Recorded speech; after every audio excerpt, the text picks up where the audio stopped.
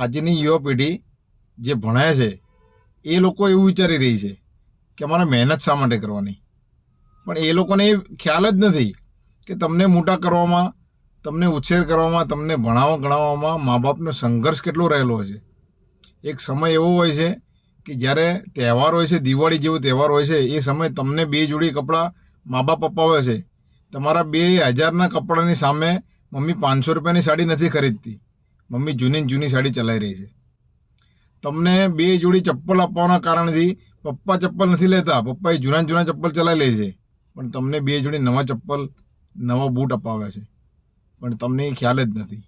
તમને ફક્ત અને ફક્ત એટલું છે કે અમે માંગીએ છીએ અને અમને પૂરું થઈ જાય છે, પણ માંગો છો અને એ આવીને કઈ રીતે પૂરું થાય છે એના પાછળનો સંઘર્ષ જરા ધ્યાનથી વિચારો ને તો તમને ખ્યાલ આવશે કે અમારે મહેનત આ માટે કરવાની છે, અમારા મા બાપ માટે મહેનત કરવાની છે.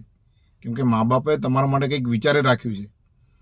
મા બાપ એવું વિચારે છે કે મારા છોકરાઓ ભણી ગણીને કંઈક બનશે તો અમારે જેવો સંઘર્ષ નહીં કરવો પડે.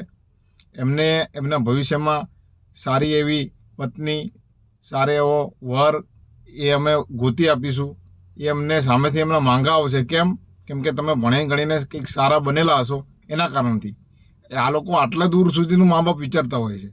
અને આજકાલની યુવા પેઢી અમે કહીએ એ જ થાય, અમે જ્યાં કહીશું અમે ત્યાં લગ્ન કરીશું, પણ મા બાપને દુઃખ પહોંચાડીને તમે લીધેલો નિર્ણય એ બાબતમાં તમે ક્યારેય સુખી નથી થવાના.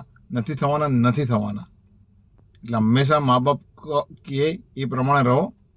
અને વિડીયો સારો લાગ્યો હોય લાઈક, ફોલો, શેર જરૂર કરો. જય માતાજી, જય ભારત.